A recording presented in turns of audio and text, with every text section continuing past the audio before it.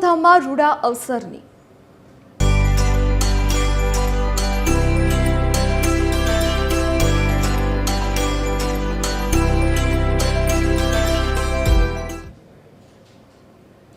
વલસાડમાં પૂજ્ય સંત શ્રી હરિદાસજી મહારાજની પ્રેરણાથી શ્રી વાલરામજી મહારાજનો ભવ્ય પ્રાગટ્ય શતાબ્દી મહોત્સવ ઉજવાઈ રહ્યો છે।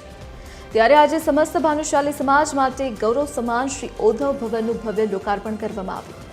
સીએમ ભૂપેન્દ્ર પટેલના હસ્તે ઓધવ ભવનનું લોકાર્પણ કરાયું। ઓધવ ભવનના લોકાર્પણ પ્રસંગે હેલિકોપ્ટરથી પુષ્પવર્ષા કરાયું। શતાબ્દી મહોત્સવ અંતર્ગત ભગવાન શ્રી વાલરામજીના પાદુકાનું પૂજન કરાયું। શ્રી કચ્છી ભાનુશાલી મિત્ર મંડળ ટ્રસ્ટ દ્વારા તૈયાર કરેલા આ ભવનના લોકાર્પણમાં રાજ્યના નાણામંત્રી કનુ દેસાઈ અને આદિજાતિ મંત્રી નરેશ પટેલ પણ વિશેષ ઉપસ્થિત રહ્યા। આ ખાસ પ્રસંગે લોકગાયક કીર્તિદાન ગઢવી પણ ઉપસ્થિત રહ્યા તેમજ TV 13 Gujarati ન્યૂઝના director દીપેશભાઈ Bhanushali, director Munabhai Gadhvi, editor દીપક રાજાણી અને એસોસિએટ એડિટર સચિન કુલકર્ણીએ પણ ગરિમામય હાજરી આપી। શ્રી કચ્છી ભાનુશાલી મિત્ર મંડળ અને હરિઓમ પરિવાર દ્વારા આયોજિત આ ઉત્સવે વલસાડમાં ભક્તિમય માહોલ સર્જી દીધો છે। ભૂપેન્દ્રભાઈ, ગુજરાતની પ્રજા પોતાના પવિત્ર મત, પુણ્યવાળા મત આપી અને આપને ગુજરાતના મુખ્યમંત્રી પદ પર સ્થાપિત કર્યા છે।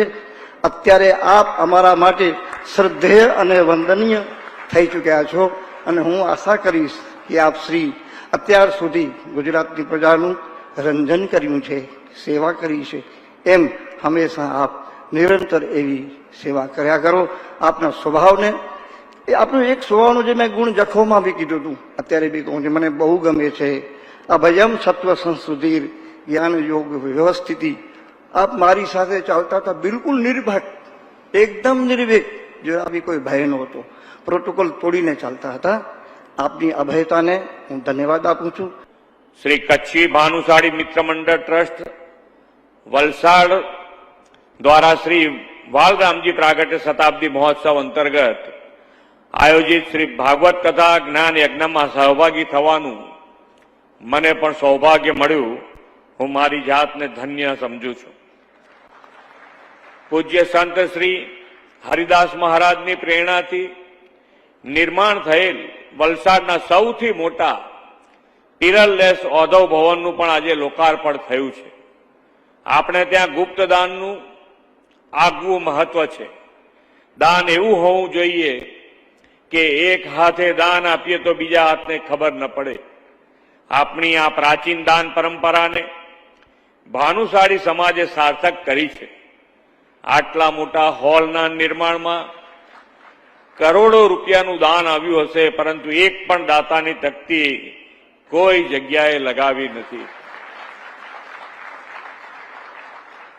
ઓધવ ભવનના સૌ દાતાશ્રીઓ અને કચ્છી ભાનુશાળી મિત્ર મંડળ ટ્રસ્ટ વલસાડને પણ ખૂબ ખૂબ અભિનંદન પાઠવું છું। શ્રી કચ્છી ભાનુશાળી ભવનના ઉદ્ધવ ભવનના લોકાર્પણ અને ભાગવત કથાના આયોજન પ્રસંગે સમગ્ર ભાનુશાળી સમાજને અભિનંદન આપું છું અને એમની ખુમાણી અને દેશભક્તિ અને દેશ પ્રેમના લીધે એમણે સમગ્ર ભારતમાં નહીં પણ વિશ્વમાં એક ઊંચું સ્થાન પ્રાપ્ત કર્યું છે। ત્યારે વલસાડમાં એમનું આ ભવન અનેક સાંસ્કૃતિક કાર્યક્રમો અને દેશભક્તિ માટે ઘણું ઉપયોગી રહેશે એવી શુભેચ્છા આપું છું। જે આજે આપણા વલસાડ માટે એક સારો દિવસ છે, કારણ કે કચ્છી ભાનુશાલી સમાજ દ્વારા આજે ભવ્ય ઓધવ ભવનનું આજે લોકાર્પણ થયું છે અને સાથે સાથે ભાગવત કથાનું પણ શરૂઆત થઈ છે।